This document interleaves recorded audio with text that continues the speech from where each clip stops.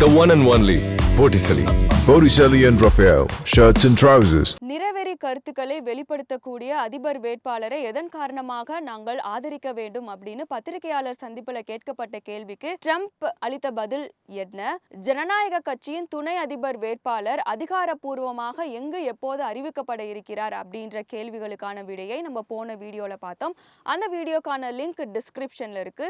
இந்த வீடியோல ஜனநாயக கட்சி சார்பில் துணை அதிபர் வேட்பாளர் போட்டியில இருக்கக்கூடிய டிம் வால்ஸ் யாரு அப்படின்றதையும் தேர்தல் தொடர்பாக வெளியாகி இருக்கக்கூடிய கருத்து கணிப்பு என்னன்றத பார்ப்போம். அமெரிக்க அதிபர் தேர்தல் சூடுபிடிக்க தொடங்கி இருக்கு.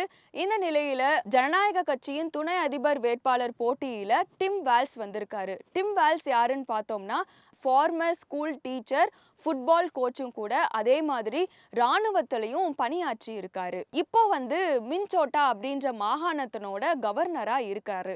இவரை தான் அதிகாரப்பூர்வமான வேட்பாளராக கமலா ஹாரிஸ் அறிவிச்சிருக்காங்க. வளர்ச்சியை நோக்கமாக கொண்டவர் தான் Tim Walz. Midtown, suburban areas, medium sized சிட்டிஸ்ல டிம் வால்ஸ் மூலியமா வாக்குகளை பெற முடியும் அப்படின்னு நம்புறாங்க கமலா ஹாரிஸ்.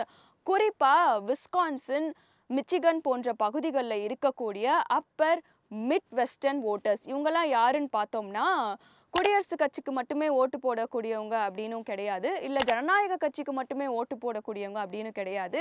இங்கே இருக்கக்கூடிய மக்கள் ரெண்டு பார்ட்டிஸுக்குமே ஓட்டு போடக்கூடியவங்க. ஸோ இந்த பகுதி மக்கள் கிட்ட இருந்தும் வாக்குகளை பெற முடியும் அப்படின்னு நம்புறாங்க. கமலா ஹாரிஸுடன் தேர்தலை எதிர்கொள்வதை வாழ்நாள் கௌரவமாக கருதுகிறேன் அப்படின்னும், இது முதல் நாள் பள்ளிக்கு செல்லும் அனுபவத்தை போல் இருக்கிறது, இதை நிறைவேற்றுவோம் அப்படின்னு தன்னோட ட்விட்டர் பக்கத்துல டிம் வால்ஸ் பதிவிட்டிருக்காரு. இந்த அனௌன்ஸ்மெண்ட் யூஎஸ் பிரசிடென்ஷியல் எலெக்ஷன்ல ஒரு டர்னிங் பாயிண்டா அமைஞ்சிருக்கு.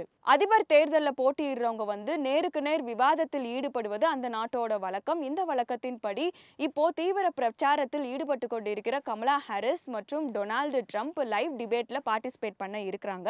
இந்த லைவ் டிபேட் அடுத்த மாதம் 10ஆம் தேதி நடைபெற இருக்கு. ஏபிசி இதை ஹோஸ்ட் பண்றாங்க. இந்த லைவ் டிபேட்ல பார்ட்டிசிபேட் பண்றது குறித்து டொனால்டு ட்ரம்ப் என்ன சொல்லியிருக்காருன்னா, விவாதங்களை நடத்துவது மிகவும் முக்கியம் என்று நான் நினைக்கிறேன்.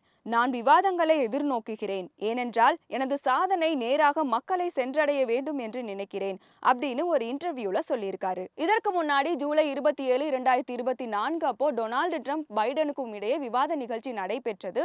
அப்போ பைடன் பதில் சொல்ல முடியாம திணறினார் அப்படின்றது குறிப்பிடத்தக்கது. இந்த நிலையில தான் டொனால்டு ட்ரம்ப் மற்றும் கமலா ஹாரிஸ் பிரச்சார மேடைகள்ல ஒருத்தருக்கு ஒருத்தர் வார்த்தைகளால தாக்கி பேசிட்டு வந்துட்டு இருக்காங்க. குறிப்பா டொனால்டு ட்ரம்ப் கமலா ஹாரிஸின் இனம் பற்றி சமீப காலமா பேசிட்டு வந்துட்டு இருக்கிறது அமெரிக்க மக்களிடையே சர்ச்சையை ஏற்படுத்தி வருகிறது. இது ஒரு பக்கம் இருக்க, இன்னொரு பக்கம் தேர்தல் தொடர்பான பல்வேறு கருத்து கணிப்புகள் வெளியாகி வந்துட்டு இருக்கு.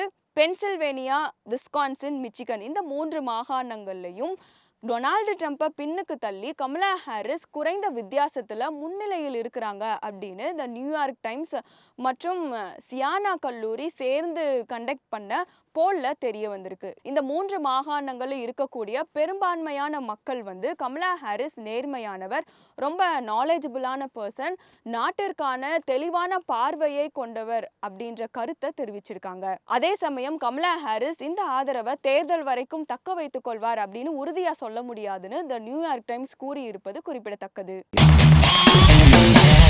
பார்ட்டி வேர்னாலும் ஐ ப்ரிஃபர் Botticelli. எங்க இருந்தாலும் நம்ம ஸ்டாரா தெரியணும் இல்லையா?